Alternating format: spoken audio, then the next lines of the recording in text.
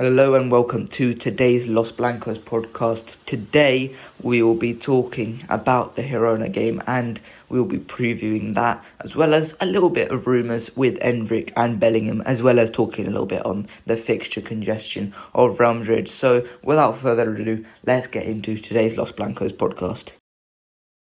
So today we have an early kickoff game against Girona. Now, it's going to be the last time Girona were here. They often beat us quite a few times, and they've got some quality players in their lineup. And I think it won't be an easy match whatsoever, especially coming off the back of a disappointing loss against RB Leipzig, and it wasn't exactly the most inspiring performance by most of the team that we were playing with. I think Rodrigo was quite good, quite lively in that game. Camavinga was great as well. However, most of the team did underwhelm in that game, and we weren't really up to it. I think there was a sense of complacency about the team. So, we want to bounce back with a win here, and especially off the back of Barcelona getting a late winner yesterday evening against Valencia. I watched that game. It was a dull game, but Barcelona in the end got the 3 points, which is probably the most important thing for them.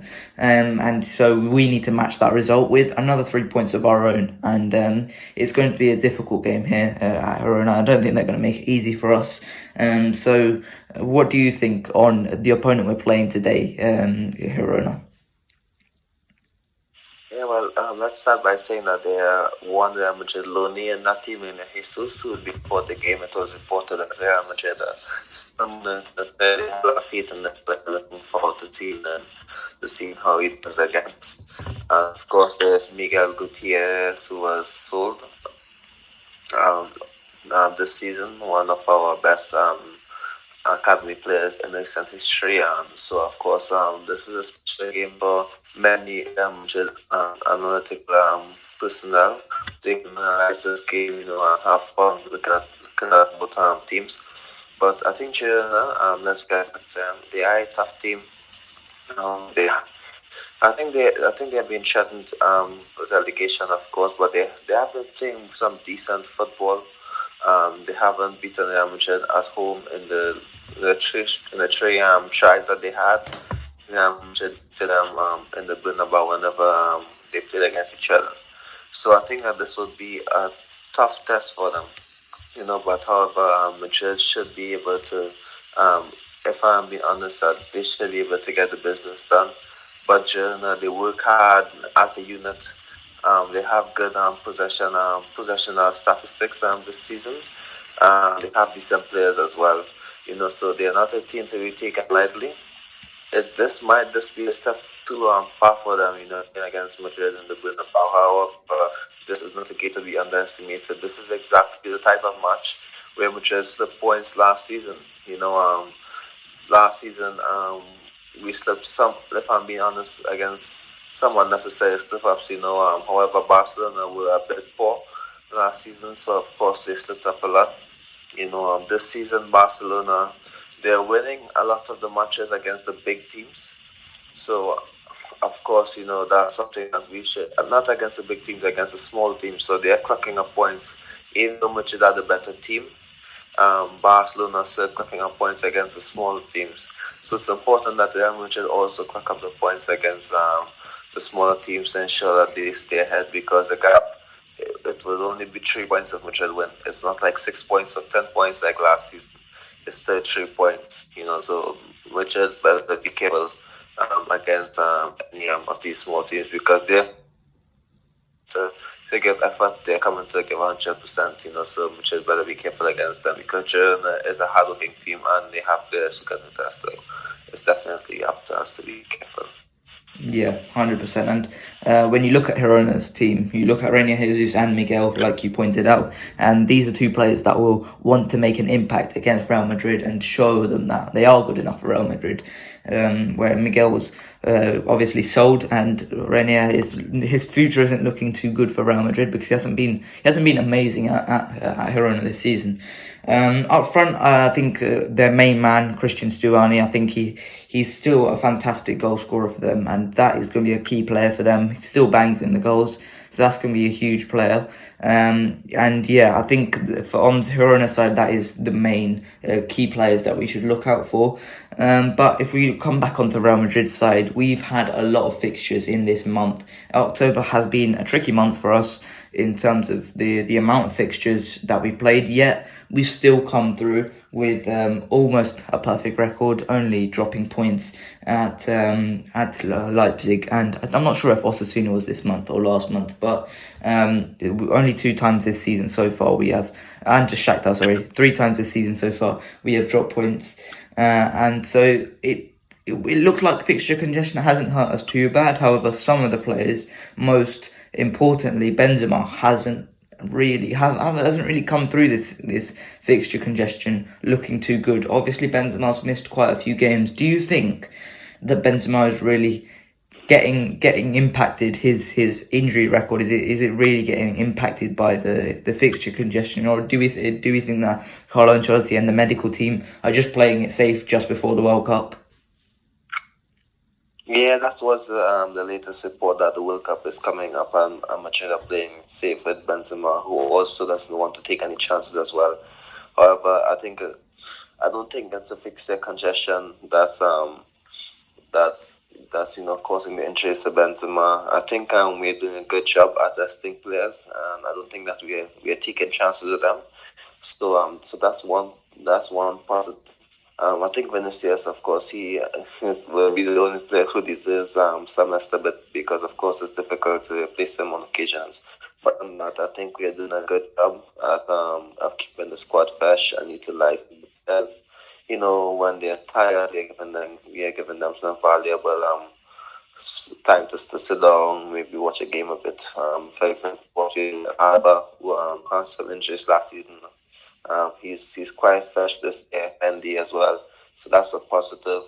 But in relation to Benzema, I think he just had the injury at the start of the season, and it's difficult to understand exactly how he's having more injuries this season. But it's not the fixture congestion; he isn't playing much.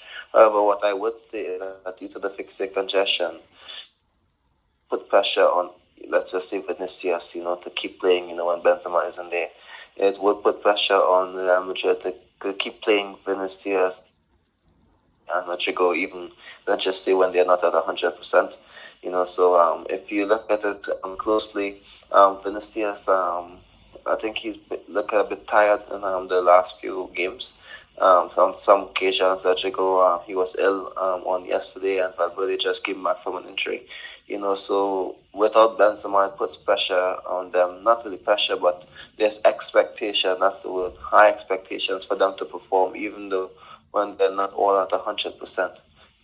So it's games, and they're going to have to keep playing. I think that's what the injury Benzema is causing. And of course, there's so many games that's passing that he's more than the regular amount. Only he would miss 2 games if he had an injury. Now he's missing 3 to 4 due to how quickly the games are coming. So it's going to put pressure on other players to keep playing, especially the attackers, the important attackers who we have to rely on. But that's football. I hope that they can keep going. I really hope that if, let's just say that we score goals early, and we can just take off Vinicius, Rodrigo, and Valverde, they're all off. You can put on guys like Diaz to do some running up top. Give Ceballos a go on the left, legendary hybrid left wing midfielder position. Just to get some energy, just to take off these guys as soon as possible if we are winning, if we are doing well. That's where we are at now. We can't take any chances. Ancelotti, he is managing games. We can't put out the effort that we would like to put out. And of course, it's affecting our football a bit, where we can't sustain the high tempo for the entire match. So that's a bit concerning. However, it's still positive that Madrid are getting the points regardless. Yeah, 100%. So let's get into our starting lineups for this game. I think we'll see a lot of rotation from the Leipzig game, because of the rather poor performance from most of the players. in that game. Nothing to be concerned about, in my opinion. But I think just to keep things fresh, keep things going. I think we should rotate the lineup. So in goal, I assume we've both gone for Thibaut Courtois here. Yeah, Thibaut Courtois. Yes, because Lunan got out of the game, so I expected to play the last Champions League match. And of course, Courtois could just keep playing in La Liga for now. Yeah, and there were a lot of question marks over last week where he made a little bit of a mistake on Sevilla's goal, where he didn't really put enough of an attempt at making the save on Eric Lamella's shot. But if there's anyone who has a little bit of leeway with this kind of thing, it's Thibaut Courtois. So let's move on. Right back, we've got 3 right backs in the squad. We've obviously got Lucas Vazquez, Odriozola, but I've gone for Dani Carvajal back into the squad, back into the lineup here. Yeah, Carvajal should definitely start this game. Lucas started over in midweek. So Odriozola, I think he maybe should get a bit of a substitute appearance. It's been a while since he played. I don't think he played this season. So I think he should definitely get some minutes at the end of this game. Let's be honest, he's a good attacking fullback. He makes good movement. He has good movements when going forward. So if we're chasing the game, he's not the worst option, if I'm being honest. He's a good player. He just has some defensive lapses. But I think if we're chasing the game, he has energy, to help us out. So does Lucas as well. So it's not like if he has to play, but there are options, which is good if we're chasing a match. So I'll stick with Carvajal. I think we need Carvajal today. We need some solid defensive work on that side. He's been doing well this season defensively, so I'd like to see Carvajal start this match. Yeah, same. I think Carvalho's been great going forward and defensively, so I think that's good. And with Odriozola, I think he's still our asset, so we do need to make a little bit of money out of him. So eventually, I do think we need to start playing a little bit, even if it's just cameos where he impresses. I think that just drives his value up a little bit more. So I think eventually, I think that should be what Ancelotti should be doing if we want Odriozola to be sold for a good price. So centre backs, I think Rudiger he wasn't very good midweek, and I think therefore I've gone for Alaba and Militao in this game. For me, I think we want to see these two back, and obviously that means Ferland Mendy starting at left back. Just before we talk about Nacho, what do you think on those 3 positions? Well, I think that's 11 that Ancelotti should be playing for. I think he's playing that 11 that's playing Rudiger for a match. Because Antonio Rudiger played on during the week, I think he's just going to go back to the Alaba, Militao, and Mendy. I would have liked to see Alaba at left back, and I would like to see Rudiger play an entire match as centre back. However, I think that's what Ancelotti would be going for this weekend. Yeah. Let's talk about Nacho. Now, there was a lot of controversy because of Mr. Luis Enrique, manager of Spain, and his selection for his 55-man preliminary squad this week. Most notably, in my opinion, Nacho was not in that squad. So basically what that is saying is that Luis Enrique believes that 55 players are better than Nacho in Spain. I don't know what reason there is for Nacho not to be in the squad, because ultimately he's been in previous Spanish squads, so he's got the experience, he's got versatility, he can play left back, he can play right back, he can play centre back. He's, in my opinion, better than Eric Garcia. You raised the point of his on-the-ball ability isn't as good as Eric Garcia. I don't think that should be too much of a problem, because, to be totally honest, he's not exactly bad on the ball. And in terms of Spain, well, they got 2 left back. Their 2 best centre backs are left-footed. Pau Torres and Aymeric Laporte are both left-footed. Therefore, surely Nacho would be a better option at the right centre-back role. I simply cannot believe how Luis Enrique has managed to ignore this man for this squad. I mean, I'd like to hear your thoughts on it. I think each coach has their players who they're going to go with. If I'm being honest, there are certain coaches who they have a specific batch of players that they're going to stick with. I think that due to that, they're going to ignore some of the other players despite their talent, just because they're going to play a certain way. They know that players are going to play a certain way, So I think that Nacho missing out is just evidence of that. You can see here what's selected because the coach wants to play a certain way, which is, I think the hair is a better shot stopper than all of the other Spanish goalkeepers, except for Kepa. In my opinion, I think Kepa is an excellent shot stopper. So, I think that's definitely a talking point as well. They hear, but he's not a mature player, so it's not really my concern. So in relation to Nacho, I think there are other centre backs who Luis are looking at and say, you know what Nacho does, I can get that from the other guys, and of course they are maybe potentially better on the ball as well. So I think that's the first concern, in my opinion. So then after, when you go down the list and you look at the fullbacks, I think of course he has many fullbacks at his disposal as well. So I think I know it would have been tough for Nacho to get into the squad. Regardless if he's playing or not, I think the coach just has his players. So I think that Nacho wasn't given a fair chance. Especially with a coach who wants to play a certain way. And of course it's difficult to win international football playing a certain way each game. You need players like Nacho to win tournaments. You need players like Sergio Ramos to win tournaments. I think Nacho has some traits in learning from these guys, who has experience, who knows how to win big matches. And I brought up the point yesterday saying that Joe played a lot of big matches, more than Garcia, more than Diego Llorente, more than Inigo Martinez, more than a lot of these guys. He played big matches in the Champions League. He knows how to be in an elite mentality dressing room. So I think it's a mistake that he isn't even in the 55-man squad. I'm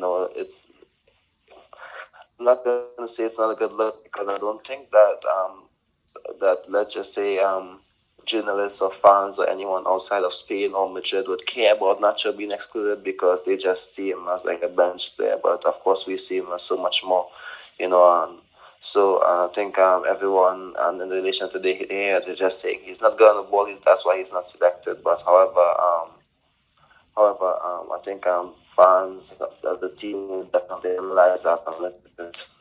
However, I don't think it's going to be a big concern outside of Madrid and Spain. I don't think anyone else would care. Unfortunately, they're not seeing it that in this sensible way, because they're not analyzing the situation as much.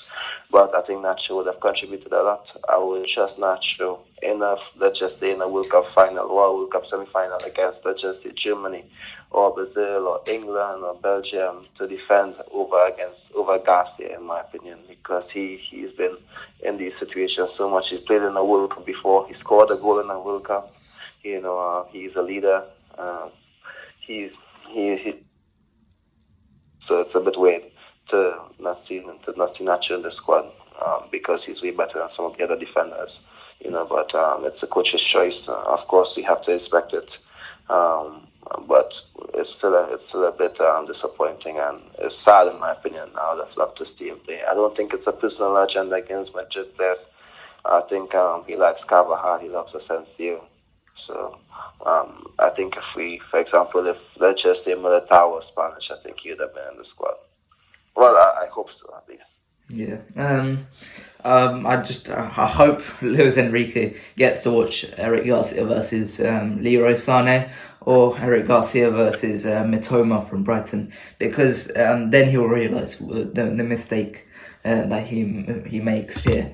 So let's move on to the midfield, and for me, I think Camavinga has to start. He was let down midweek, in my opinion, by the rest of his teammates. He was fantastic, in my opinion, and so the players around him I would go for are Luka Modric and also Aurelien Tchouameni in this game, with Ceballos coming off the bench. Firstly, I would like to know your midfield three, and then your opinions on Camavinga's performance midweek.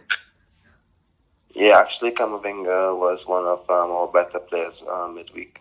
And the only concern was how he features a Tchouameni. I saw a journalist pointed this out, where he stated that when they start together, it hasn't been best for Madrid or even for the French national team. I don't think that it's a issue with both of these players in particular. I think it's a setup or how we give them their functions for that specific day. So I don't think it's an issue with Camavinga and Tchouaméni starting together.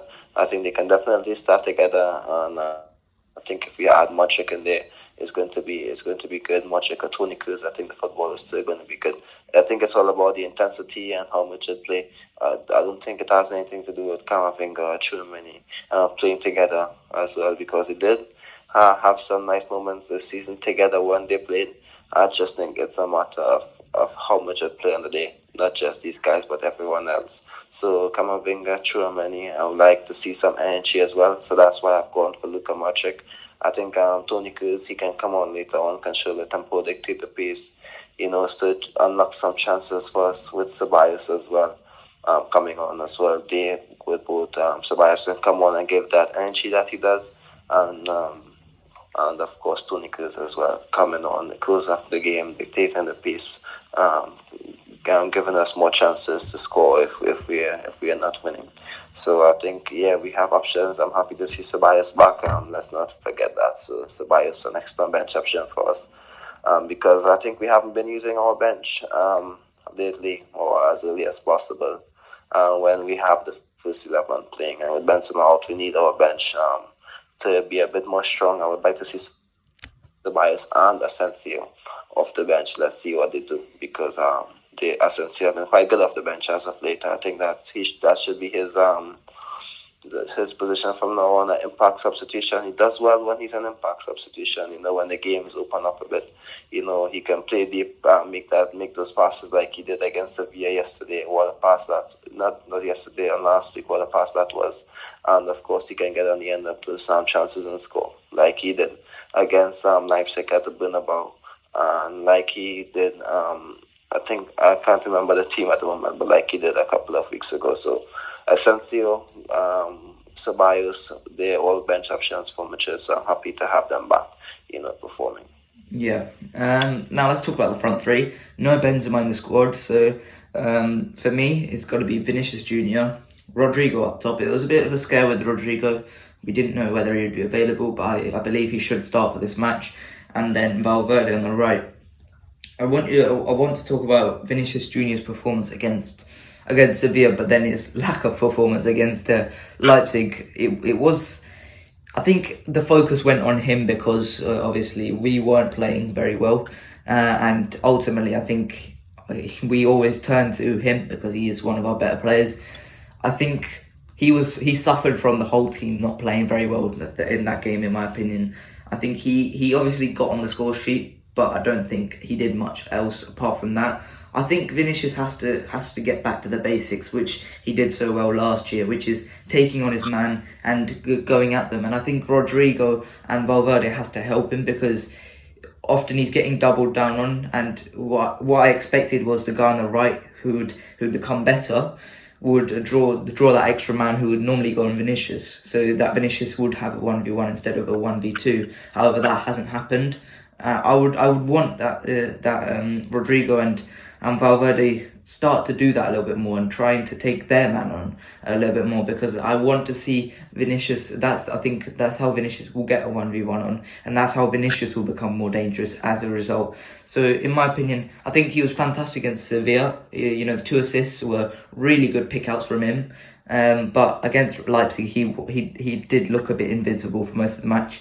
And after that, I would like to talk about the Asensio performances. But let's start with Vinicius Jr. Yeah, I think we need one. You basically mentioned it as well. I think what we have to do, we have to get our left back up there supporting him as well. To overload that left side. We need our left back going over there as well, especially when, for example, Rodrigo, Benzema, they're in the box. We need our left back end of the pitch. Mendy, Alaba, we need them up the pitch. As if that's not the case, we need to get a left back. If Alaba wants to keep playing at at centre back.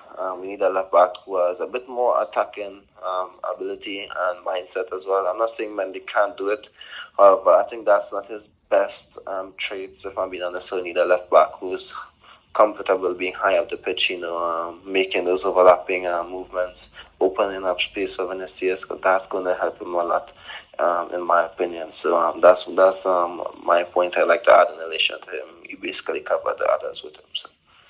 Okay. And lastly, let's talk about Asensio. Like you mentioned, Asensio's come off the bench in the recent games or started, and he's been really good. This is the complaints I had him with him last season. He didn't really impact the games. He scored a lot, but he didn't impact the games. However, this season he's come on even further, and he's impacting the games as well as scoring and assisting, and I think that's really good for Asensio. So if he continues this form, I see no problem in giving a new contract to him. Would you give him a contract, or would you give him a contract if he continues this kind of form, this kind of impact for let's say the next 7 games? I've always liked Asensio. I think he's still one of our important players. He can definitely get the goals out of nowhere. He definitely have the footballing ability in terms of his passing and shooting, getting balls into the box. So I think that he can definitely be an impactful player. It's up to him to see what specific that he wants. If he wants to be a bench player, if he wants to go try and start somewhere else, because I think he's better than Hazard, he's better than Diaz, he's our 5th best attacker, which isn't bad as a Madrid player to be Madrid's 5th best attacker in football, after Benzema, Valverde, Vinicius, Chico. He's number 5. I think that's not a bad thing. To be a fifth choice attacker in Madrid should be a compliment to him. If he has the opportunity to extend, it's up to him, if I'm being honest, because let's be honest, Madrid will be signing attackers. So I think we might be in the same Asensio position next season and the season after. So it's up to him if he wants to accept a sixth choice position at Madrid for the attacking line that has 3 players starting. There's also Diaz, there's Sergio Ribas. There are players who can replace him, in my opinion. He's not irreplaceable. However, I think he's still an important option. But if you ask me, I think that Asensio is good enough for Madrid. I've never hated the player. I just think he was a bit inconsistent. He's been consistent off the bench, at least this season. So if that's how he's playing well, then of course let's just get him on after 70 minutes, see what he can do in the last 20 minutes, 10 minutes. Good player. I like him. I liked him ever since he signed for Madrid. He just needed to be a bit more consistent. He was unfortunate with that injury. He was expected to start in the 1920 season. I think he would have done well that season when he got injured for almost the entire year. So it's a bit sad when I think about it. But it's football. Football is sometimes it happens, and then it messes up your career, and then you end up leaving. It's part of the sport. When players are better than you, you'd have to leave to go somewhere else to play football. But it's up to him. If he wants that new contract, he would accept it. He will not make as much as Vinicius or Chico when he signs his new contract, or even Alaba or all these guys. However, it's not that he's our star player. If I'm being honest, he's like our 15th or 16th most important player, if you analyze it, if we go deep into it. So those players will not be making, let's say, top 5 wages or the top wages in the team. Yeah, and I think that it's important for Asensio to realise that. But, I've certainly got no problems in giving him a contract if it's on the right terms. Let's say 3 years with, 100,000 every week, something like that. Just one final quick mention. Obviously, Rodrigo and Militao both got their Spanish passports this week, in addition. So I think three now non-EU slots open for Real Madrid. This is going to be huge. This is going to be absolutely huge for us. And suddenly the Bellingham rumours start to speed up. The Endrick rumours start to speed up. So that's all I'm going to say on that. Florentino Perez off the Dortmund to start a negotiation, and it looks like Bellingham wants to come to Real Madrid. And with Endrick, he's making professional games now. He's playing professional games now. He's looking fantastic in professional games now. It's all looking very, very good for Real Madrid, and it's all looking very rosy for Real Madrid. So right now, on the transfer front and on the performance front, is looking very, very good. I'd like to get your quick thoughts on the non-EU spots and the Bellingham and Endrick rumours. Yeah, Bellingham, Endrick, two young players who can definitely contribute to Madrid. So in relation to the non-EU spots, I think if I'm giving it a quick go, I would say Bellingham, Vinicius, Tobias. And if we sign him, I prefer signing him over Diego Dallo. We know what Dallo does. We know what we haven't had a clear idea what Tobias can do. But he's good at Castilla. I would like to see him in the squad next season as well. So I would say Bellingham and Tobias next season. There could also be an opportunity to get Renier Jesus, some other player for that final spot. Even if Endrick signs in 2024, he can just be registered with Castilla and then play matches with Madrid, just similar to what we did with Vinicius and Rodrigo as well that year when they signed for their first season. So I think it gives Madrid so many options. We have so many players who we need to test out as well, that needs to be playing football. So that's a big positive for Madrid, but let me get back to Bellingham and Endrick quickly. I think they're both quality players, two of the best players, especially not even in their age, at their age level, but of course in their respective leagues as well. I think Bellingham can be one of the best midfielders in the world. Endrick can be one of the best strikers in the world. And if Madrid can sign them, it's going to save us a lot. I would still like to sign Holland, even if Endrick signs. They're not the same player, so we'd have. So the good news is Madrid have many good young players in the squad for years to come. If we sign these guys, we do currently, but let's see how we look if we sign these guys, and I'm looking forward to seeing updates from them. Maybe I'm sure we're going to get another update next week or in 2 weeks or even this week in relation to their signatures, if we can pull it off. Yeah, 100%. And I'm going to make one bold prediction, more on Endrick rather than on Real Madrid. I think, similar to Neymar, Endrick will get a Ballon d'Or nomination by the age of 21. I think he is fantastic. And I think that is it from both of us here on this Girona game. That is it for us this week on the Los Blancos podcast. I hope you guys enjoyed. Next week there will be no podcast because I'm not available next week, but it will all return to normal on the week after. That is it from me this week. I hope you guys enjoyed. Please like and subscribe as of always, and I'll see you guys later. Bye bye.